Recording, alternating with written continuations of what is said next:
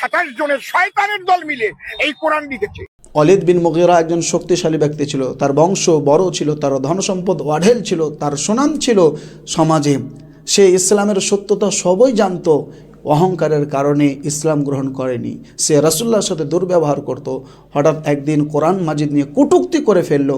তখন আল্লাহ তাআলা কোরআনের আয়াত নাজিল করলেন, সূরা কলাম 68 নম্বর সূরা আয়াত নম্বর 13, উতুল্লিম বা'দা যালিকা জানিম। সে তো কর্কশভাষী এবং বেজন্মা, যারদ সন্তান। সে তখন মুহাম্মদ সাল্লাল্লাহু আলাইহি ওয়াসাল্লামের মাধ্যমে আয়াতটি শোনার পর সে তার মার কাছে ছুটে গেল। সে জানে ভালো করে যে মুহাম্মদ সাল্লাল্লাহু আলাইহি ওয়াসাল্লাম মিথ্যে কথা কোনোদিন বলেননি, আজও বলেনি। তার মাকে জিজ্ঞাসা করলো, প্রথমবারে তার মা বলল না।